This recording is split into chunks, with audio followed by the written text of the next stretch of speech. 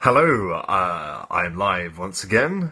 My name is Rob and I'm from that channel Performance Check, and I'm here to talk about a few things today. Before I begin, however, I would like just to warn anyone watching this particular live stream of two things. One is that I've balanced my phone and oh god, it's falling.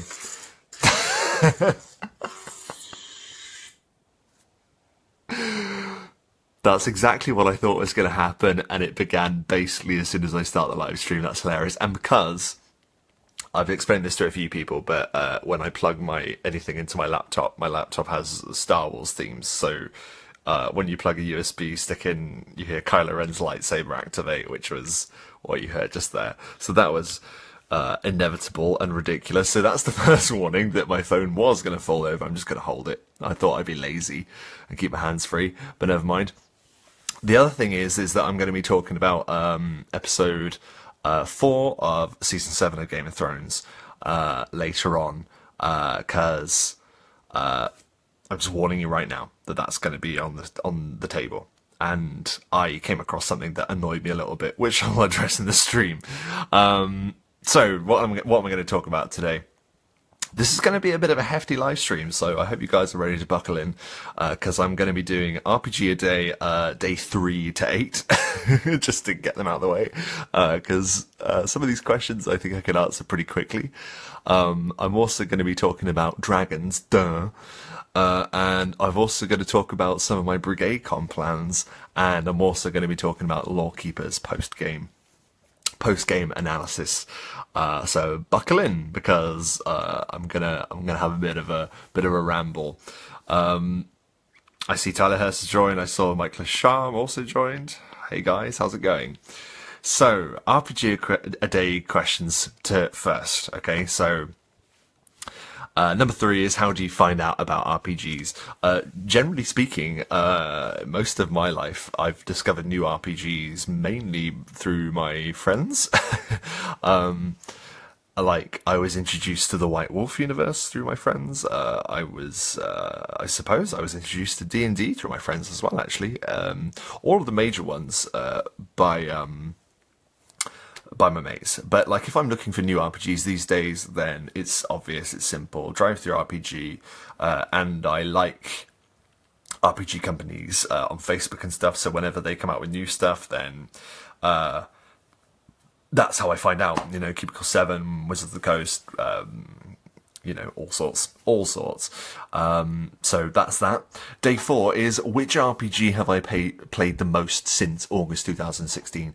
That's a toss-up between either, it's probably, yeah, it's D&D 5th edition, to be blunt.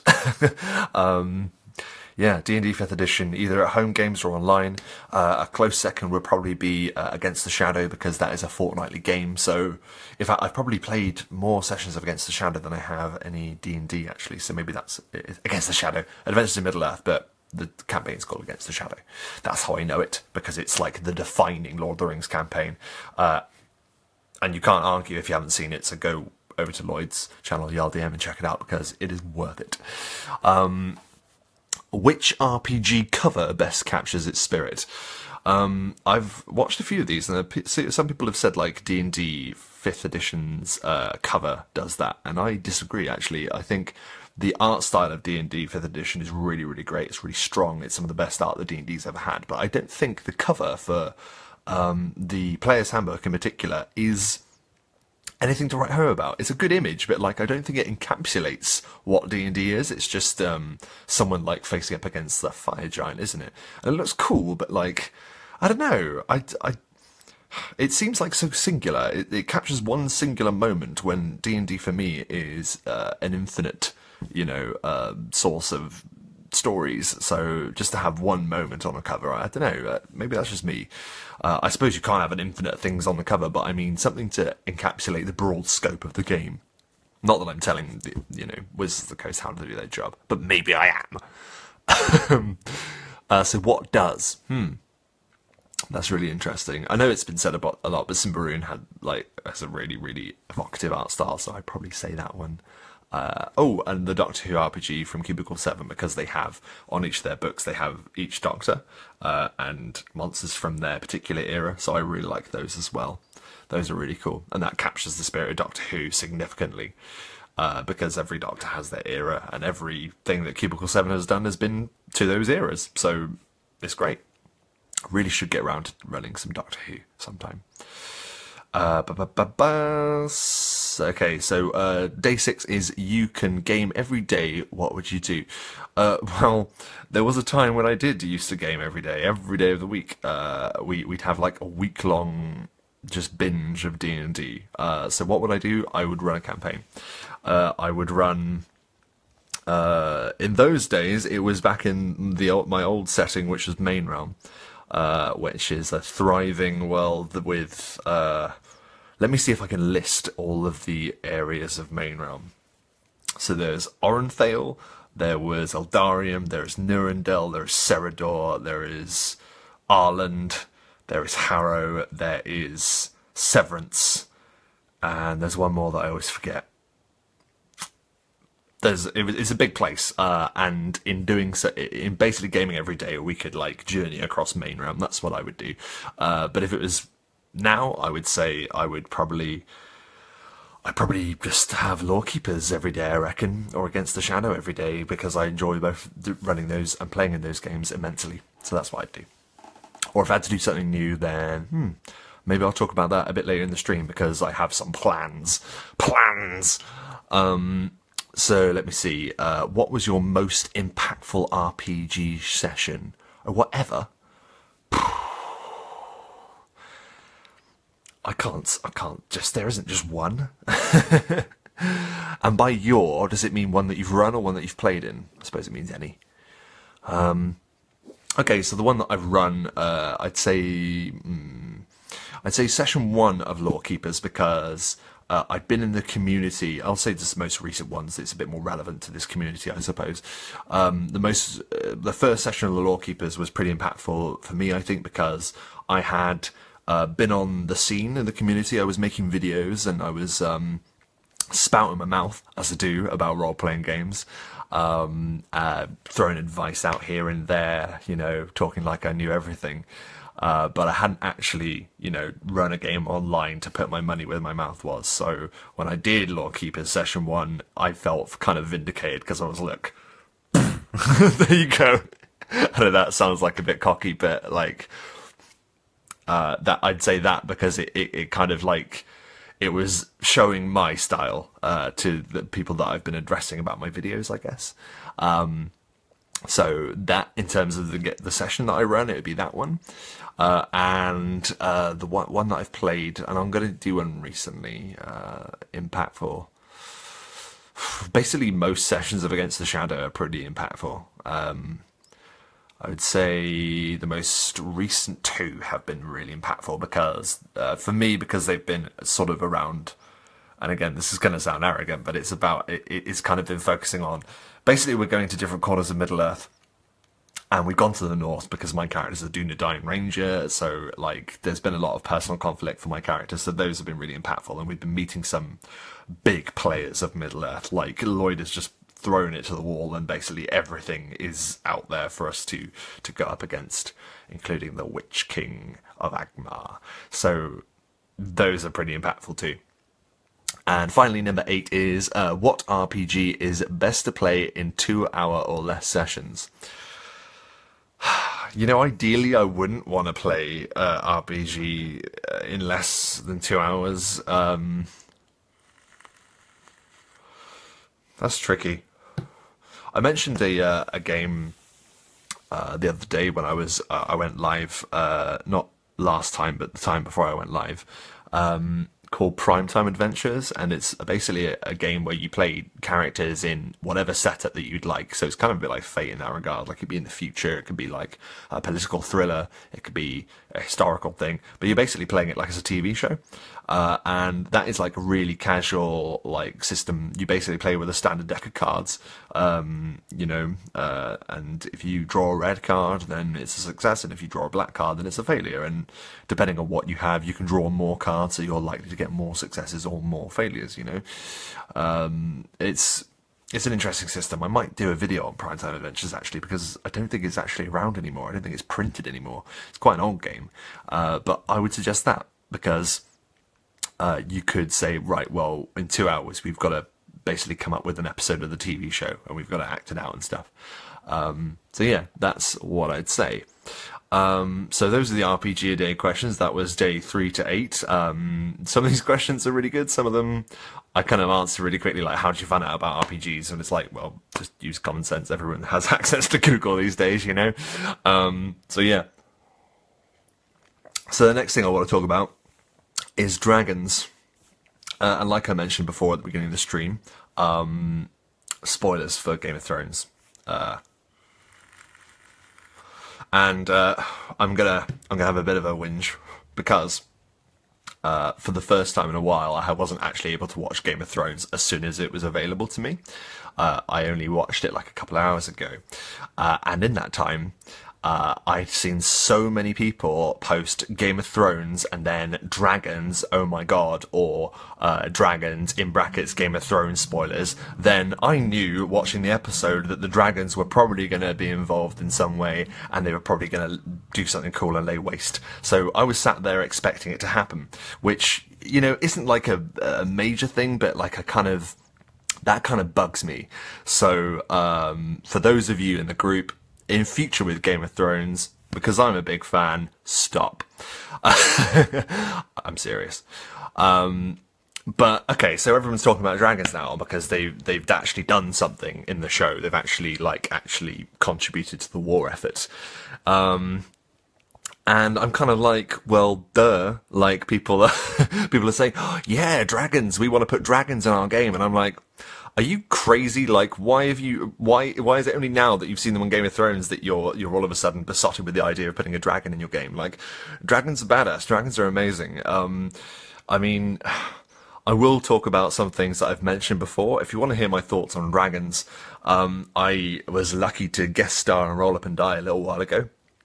Episode 50 something, I can't remember. It was the Dragon 2-parter, and I was in part 2.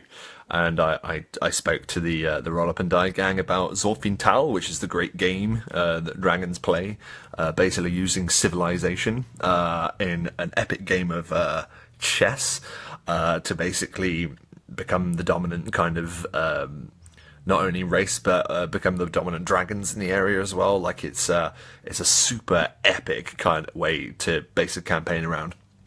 A Wizards of the Coast concept, not mine, but it is a great framework to place a campaign around. And that basically sets up dragons as, like, super intelligent, evil, well, not always evil, but basically super intelligent geniuses, masterminds that have been pulling the strings for thousands of years. And that's the way that I've always envisioned them.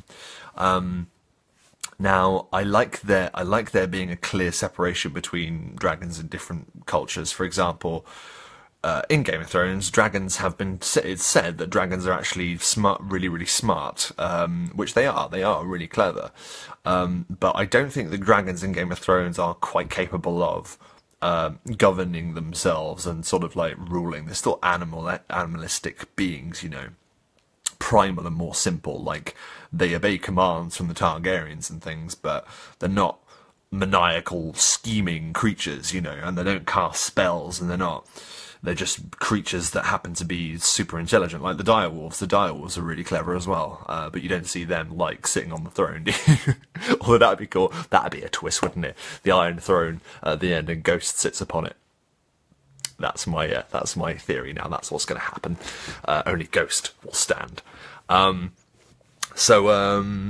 Yeah, dragons are pretty rad, and I just find it hilarious that people that seem to be surprised by this at the moment. like, of course they are. I like the difference in different games as well. Like, I like when some dragons are like the Game of Thrones ones, and I like the one when they're more scheming, great game dragons. I like them to be nihilistic when they're evil, like they've lived a very, very long time, and they view the world in a very different way, and they don't really, they look upon humans or lesser creatures kind of like, well, you're beneath me. It's like if I were looking at an ant, it would be insignificant, you know. I could allow it to exist, or I could crush it, you know, whatever. I wouldn't crush an ant, me personally. I don't kill any creatures if I can help it, but you know what I mean. Like that's sort of like their attitude, and it's interesting. It is very interesting. But while I'm here and while I've got people watching, why don't you let me know how you use dragons in your games? Because I mean, come on, we've all bloody, we've all bloody done it. Like, I don't know why it's such a big deal now. They've finally done something in Game of Thrones. This was my point, and I was like, well, they've always been there. Tyler Hurst has messaged me. Hey man, how's it going? He says, doing well, Rob. How are you, brother? I'm very well, thank you very much. I was up late last night running Lorekeepers, which I will talk about later on. I'll do like a post-game discussion. Because last night was a really interesting session, and it didn't go in many ways that I thought it was going to, which is, I guess, the good thing about running a game. Like, you just don't know what it's going to be like, and I was really happy with how it turned out. So basically to say, I was up late, so I'm a little bit tired, but I'm good otherwise, thanks man.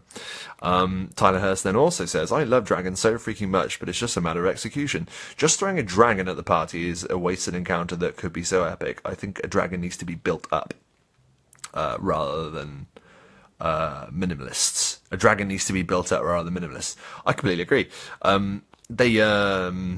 They deserve better. Like, they... I don't think dragons should ever be used lightly. This is why I've always said, like, the first encounter with a dragon, as much as things like the wormlings and the young dragons, like, are interesting, like, I don't use them, really.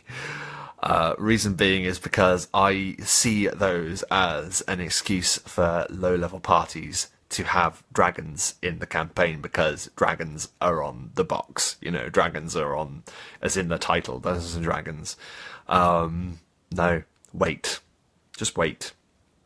I'll tell you this story because it's the story I told on Roll Up and Die. But basically, when I was running a campaign for my home group, and this is when I was first starting out with a new group of people that with my best mates from university, and I'd been running a little while, and they said, so we haven't come across any dragons.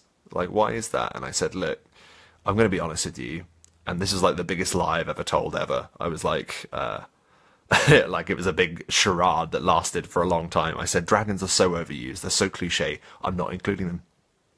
And they were like, oh, okay. And I was like, why? And I was like, because dragons are always the big boss at the end. I said, they're always the big boss at the end, and I want to introduce you to a style of play that doesn't rely on dragons, you know, solely being there all the time. Because I'd experienced that. I'd experienced where a dragon would drop out of the sky every freaking day, you know, and it just isn't special. So they were like, oh, fine, okay. And we played for a long, long time, and it wasn't that I was going to include dragons at all. I was simply waiting for them to level up, so that when they did face a dragon, then it would be what is needed. Okay, and they were higher level, but they still weren't fully ready to face a dragon. But by that point, it was just right, and it had been built to. So. Yeah, dragons should always be built up to. I completely agree with you, Tyler. And they deserve every ounce of respect. They exist in they're real. But I was watching Lloyd's stream earlier, and he's quite right in saying that dragons exist in every culture. And can you imagine the impact of a dragon on your world? Like, if dragons. This is, again, something, I'm just recycling stuff that I said on the Roll Up and Die episode, but if dragons don't exist in our world, yet they are saturated throughout our cultures, then what would a world be like where they did exist? You know? Things would be so different, and society would change fundamentally if there were dragons. You know, people would, like, either try and fight them or join them, basically. And fighting them could go really badly. as we've seen many, many times. Tyler then goes to say, rather minimalized autocorrect. Dude, autocorrect is the bane of my life. My autocorrect, for some reason, changes your into the different you are, which is really frustrating because I hate it when I say hate it. You know what I mean. So Tyler then says, I think the reason the dragon was so awe-inspiring for those of you just joining, we're talking about Game of Thrones. If you've not seen it yet, go away. I think the reason the dragon was so awe-inspiring in Game of Thrones was because we have been waiting for them to wreck shit for so long that when it finally happened, it was like scratching a long time itch you couldn't reach. I completely agree, Tyler. I mean, we have kind of had it building up to the point where we're going to see them wreck stuff, but we have seen them wreck stuff already. Like last season, we saw them lay waste to the slavers fleet, which was pretty rad. Not as rad as what we saw in the latest episode by far, but I completely agree. Like it's been done well, and they've held them back because obviously they needed to grow up. Which is the other thing about dragons, is like the longer you leave them, the more dangerous they get. So they're like, so that's a great thing about them as well. They were built up to, and it is good to see them being treated so spectacularly, and on mainstream television, which is I find so funny. All my life I've loved dragons, all my life I've loved stories where, people fight with swords and shields and there's magic and there's, we all understand this feeling. And now this is something that is in popular culture and now everyone else is embracing it. And we just turn to them and say, well, you do realize that this has been a thing this whole time. Like, what, this isn't new. This isn't a new concept, like people are like, oh my God, dragons. It's like, yeah. Join us. Nerds rule the world now. And then Tyler Hurst says, completely agree. My first campaign I ever played in the Big Bad was an ancient black dragon with level 20 wizard on its back. Dude, that's so cool. An ancient black dragon with a level 20 wizard. So that made it like challenge rating 40 or something. My goodness. That sounds really rad. Just a wizard firing off spells off his back. That sounds cool, man. I'd like to hear more about that. Marquise says, Marquise did a great live video on Legends, basically a creature that is heard about only in Legend, and when it appears, it's game-changing. I didn't see that, so I'll have to go and check that out. And then Tyler says, fair enough, you got me there. I don't know what I got you there about, mate. So, but if I did, fair enough. But, we're all in the same boat together. I don't know where I'm going with that. Yeah, interesting. Yeah, no, absolutely. They are a game changer. Like, society would change fundamentally if a dragon bloody appeared. Development would change. Weapons would change. World War II. So much was created in World War II because of the oncoming threat. The same would go for something as powerful as the dragons, whether it's basically dragons are the nuke, the atom bomb of the fantasy world. Like, once they appear, everything changes. And it's a race to either make sure that you can defend yourselves against them or run or join them. So, there are really great interpretations of dragons as well. Like, I know there's some people that nitpick about dragons as well, which I find a little bit frustrating. People that have played Skyrim and people who watch Game of Thrones will notice that the dragons in those don't have front legs, okay? And some people get really shitty about this, and they go, well, they're wyverns, they don't have legs, they're wyverns, they're not dragons. But anatomically speaking, I think it looks far more natural when they're on the ground. They have like bat wings, don't they? And they sort of like move with their wings like that. I think that looks so much cooler. So that would be my change for it, and I think that's what I've done before as well, actually, with dragons. Though rather suspiciously, dragons are absent from the Nine Kingdoms, which is in the Lorekeepers. So I've yet to, consider that for that setting, but we'll see. So yeah, Tyler says, you got me there. And Chad says, popping in to say, hello, Rob, love you, bro. Love you too, man. So Chad's popped in. We're talking about dragons, and Chad plays a Dragonborn, Taxes, and Taxes had some really great moments last session. I guess I might as well talk about the Lorekeepers now. Last night was Chapter 8 of the Lorekeepers, A Night of Silver, and this one was interesting because I made some loosey-goosey plans, and I just dropped it in front of the players, and it was great. And this is something that I don't see an awful lot in a lot of games that get run. And that is, everyone that is in a party, okay, in a party of adventurers or whatever, generally speaking, a lot of people try and capture that essence of camaraderie, okay, and working together and trusting each other and fighting by each other's side. And a lot of people work to attain that kind of feeling, and they work hard at it, which is, you know, fair enough. Now, it just happens I'm incredibly lucky, and I have 4 wonderful players that happen to be able to be so natural with that camaraderie is something that's easy and was there from the very beginning. Like, if you go back to session 1, and obviously Tim was with us then as well, like, you can see it there as well, like, it just happens. There was just a chemistry there. So it was kind of an effortless thing, and it was nothing on my part. It was literally putting the players in danger, the player characters in danger, and them having to fight against the danger and overcome the obstacles, and thus the camaraderie is born. Now, what I don't see, this is what I mean to see, what I don't see an awful lot is people disagreeing with each other. And I don't mean in terms of, like, because you see people disagree with each other mechanically and, like, in a metagame kind of way where people want to, like, if someone wants, like, a particular piece of loot and stuff and argue across the table about it. I don't mean like that. I mean the characters actually beginning to have, like, differences of opinion between what has just happened. And something happens within the first half of Chapter 8 of the Lorekeepers. Something happened, something went down, and one of the characters made a call, made a decision, and it reflected badly, not only upon him, but upon everyone, the rest of the party members. And they all reacted differently and began to argue. And it was like I just dropped a little seed into the middle, a seed of doubt, a seed of dissent amongst their ranks, and they role-played it like dynamite. It was amazing.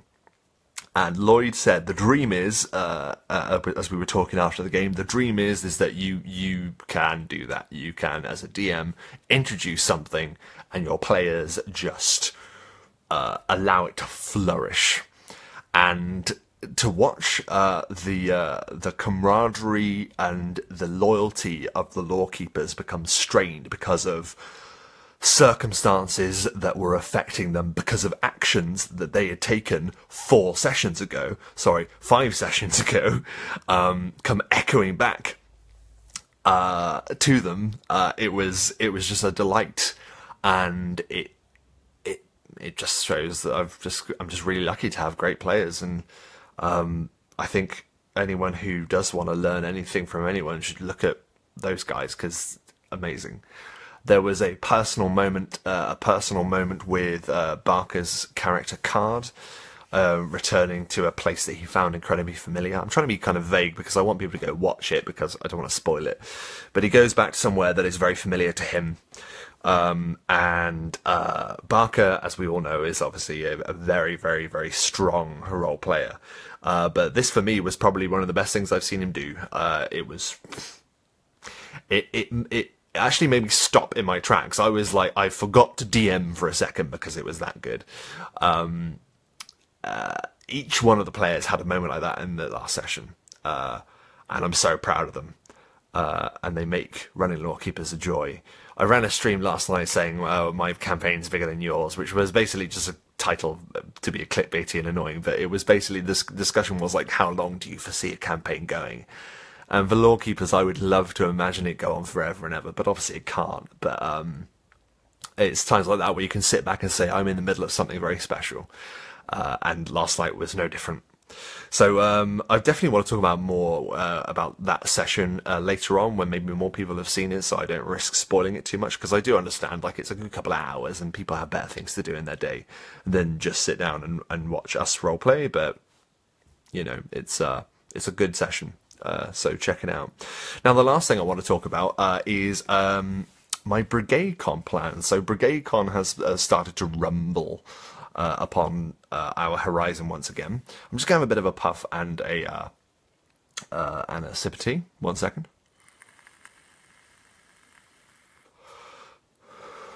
Also, whilst you're in the chat, do feel free to talk about things that have been addressed in the stream, like how you use dragons, for instance, in your games. About particular role-playing games that have happened in your sessions, about camaraderie and player characters arguing with each other, because I don't see that an awful lot. I see people just agreeing with each other the whole time, quite a lot, and it's all very genial and nice, but that isn't like, dramas created by, tension, and that can occur between people that are working together, obviously. So let me know about that as well, because I'd love to hear when have parties become divided in your games, and yeah, it's interesting. Rory McDonough has just popped in to say, just dropping by, see what's going on. Well, dude, I've been doing the RPG days, day 3 to 8. I'm sure you'll be able to drop back once the stream's over as well to see me talk about that. Talk about dragons, duh. You'll see why I have that reaction as well if you do so.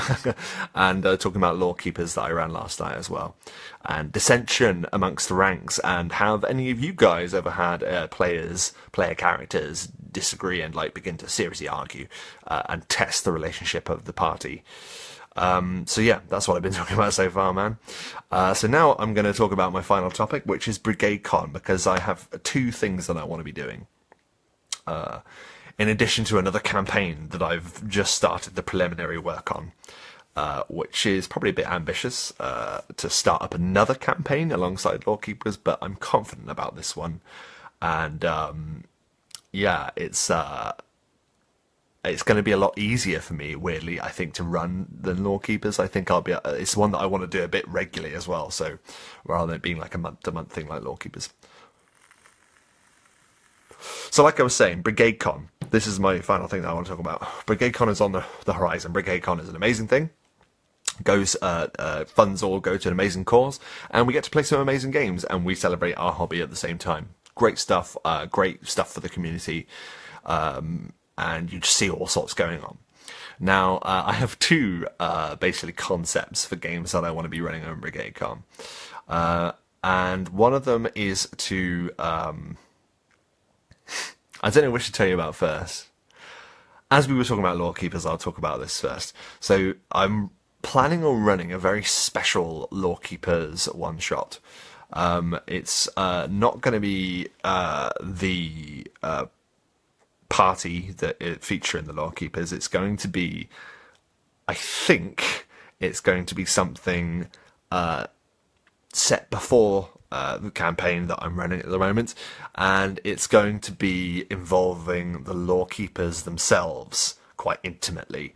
It's going to be showing the Order when they were at their height, which is interesting because the whole thing about the Lorekeepers at the moment is that we've been discovering more and more about them as you go through the story of the campaign. And this is going to be something where it's going to be about the Lorekeepers. None of the player characters are going to be Lorekeepers, I will state, because... And there's only so much I can say because I'm going to be announcing something really big when it comes around to Brigade Con time. But it's going to be linked to something massive that's going to include my channel, which is obviously Performance Check, and stuff that I'm going to be doing that I've not really told anyone about. So I will wait till there's like a... But that's basically one thing that's happening. So I'm doing something Lorekeepers related for Brigade Con. The other thing I'm doing is something that's going to be absolutely insane. And I'm going to talk about it here because I've been waiting to talk about it for some time. So we have a reputation for being a group that love storytelling and character development and story arcs and great NPCs and things like that. Well, guess what? I'm throwing that all out of the window, because at Brigade Con, I'm going to be running a one-shot in what I'm hoping is going to become a series called Murder Hobos. And Murder Hobos is going to be set in a quintessential Dungeons & Dragons town. I'm going to have 4 players, and guess what? They are going to be murder hobos. They are going to genuinely be murder hobos. And it is going to be basically just us having a great time playing ridiculous, over-the-top D&D. Backstabbing, hilarious, no consequence considering D&D, where the most ridiculous things happen. And it's going to be really good fun. I've already come up with the concept of the session, knowing full well that it's probably never going to be achieved, because murder hobos, they do their own thing.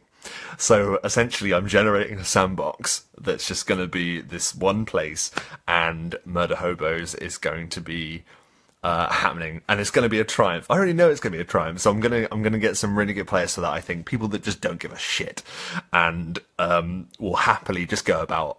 And what I'm hoping to achieve with it is that there's going to be like a plot. I say a plot, like a goal to achieve that will be running alongside, you know, the players, even if they like do anything about it or not, which I find quite funny. If they involve themselves in the plot, then it will be interesting, but they don't have to.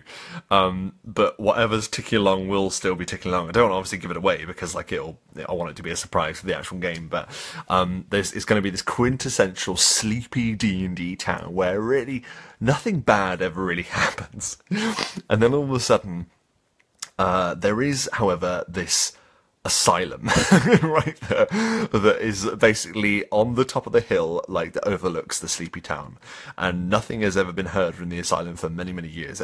People believe it to be abandoned, and then all of a sudden 4 people just emerge from it, and that's where it's going to start, and it's going to be called Murder Hobos. It's going to be great fun, and it's just going to be, I suppose it's going to be a comedy. I know it's obviously like probably a tempting fate to call it a comedy. It might end up being the least funny thing in the world, but I imagine just letting people, you know, loose just to do whatever they like. But then again, actually, from this community, they might actually make it like an actual character-driven thing and give them reasons why they're murder hobos. Who knows? We will see. So those are the 2 things I'm going to be running. I'm going to be something to do with Lorekeepers, which is connected to something bigger in the future, and I'm going to be running murder hobos. And I hope that murder hobos will become something that I do every now and then just for a laugh, because we don't care what happens. Like, the consequences will be funny and will be ridiculous and will have like effects in whatever sandbox they're in, but the idea is just to have fun and create chaos.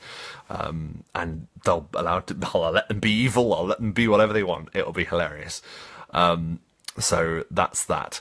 I'm just going to have a quick look at some comments. Oh, hello, and my laptop is making lightsaber noises again. So, have a quick look at some comments before I go. Have a quick sip of tea. I've been talking for a while. So,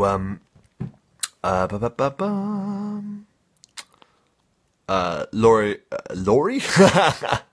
Because I was going to say Lorekeepers and then Rory. Rory Madonna says, oh, Lorekeepers was sick last night. Thank you very much, man. I really appreciate that. Like, I didn't for 1 minute think that what happened was going to happen, basically. I didn't plan the end at all. But yeah, good stuff. I like obviously catching my players off guard, and I think I managed that this time. Tyler Hurst says, oh man, I want in. I love playing in the Nine Kingdoms. Joshua is so fun. Dude, that's one of my, like, I absolutely adored that game. For those of you who don't know, Tyler, along with a bunch of other fantastic players, played in a Nine Kingdoms one-shot called Shadow Under Lockdown, which was about the Court of Whispers, which is the shady sort of assassins and spy guild, essentially, in the Nine Kingdoms. Basically having to break in to a prison to basically reach a target there. and it was a lot of fun. And that session, actually, I had a great time with, because, once again, I basically just generated sort of a sandbox area for the one-shot to occur in, and just said, you guys just do whatever you want. You use what skills you have to achieve the objective. And in a way, I find that kind of liberating, in a sense that there's two different games that I really run. It's kind of that game and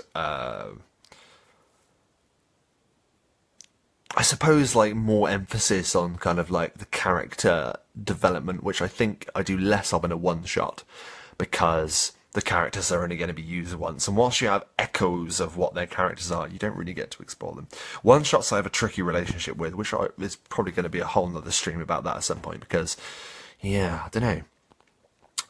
Tyler says, I've already read that one. Yeah, I want in. Dude, absolutely. I'm going to put up interest posts and we'll just see what happens. But you're an amazing player, man. I don't want to play with you again. So we'll definitely work something out. Rory says, earlier time periods, that's my jam. I wrote a whole setting. I've never ran it. And I've never ran it in the time I wrote it, lol. I've been doing Bronze Age iterations. That's really cool, man. I like the idea of that as well. Like, I mean, I've written down and I've thought of a lot of history of the Nine Kingdoms and stuff. Really, the Nine Kingdoms is a canvas for the Lorekeepers. Like, the world has been created for that particular story.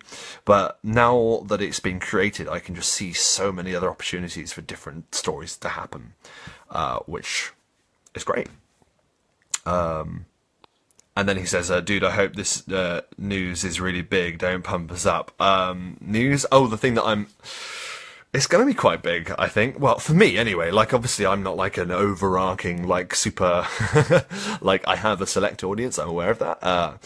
So hopefully it will be big news. It'll be big news for people that like my stuff. There you go. That's the best way I can put it.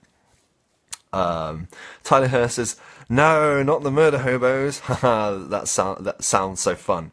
Dude, like, well, that's the idea. Like, it's gonna be like, basically I'm gonna be doing it. I'm just gonna spoof every trope, everything that's overdone. It's gonna be in murder hobos. And we're just gonna see what happens. I'm really looking forward to it. I think I love the idea of it, and it's just a real good way of just to let loose and just have a bit of fun using the D&D system, but not worrying so much about like, oh, what will my character do? Your character's going to stab that person in the throat and take their money. Let's go. You know what I mean? So we'll see. So those are my Brigade Con plans. I've yet to actually register for it though, so I should probably hurry up. Saying that now, someone's probably going to message me and say, yeah, the deadline's done, you can't do it. And I'll be like, never mind, I'll just run it anyway. Okay. So that's cool. Rory then says, that sounds unbelievably cathartic.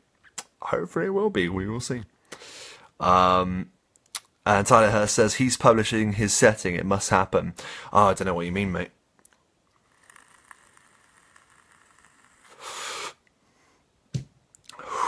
So, I think that's about it, to be honest. I think I've rambled enough. But for those of you who watch, thank you ever so much for hanging out. Always love talking to you guys. Like, such a great community. Always love it. There's always someone there to have a chat to about role-playing games. This is why this is the best place on the internet, in my opinion. So, for those of you who are interested, I'll be posting another thing about RPG a Day very soon. I will. You'll hear more details about Brigade Cons. Stuff soon, very soon, hopefully. And please check out the Lorekeepers Chapter 8 and Night and Silver. And if you don't want to check it out for me, check it out for Barker, Lloyd, Chad, and Locrius, who just killed it last night. Like, they're the best out there. They are amongst the best out there, and I just, it's just great. And I still can't believe what happened in that game.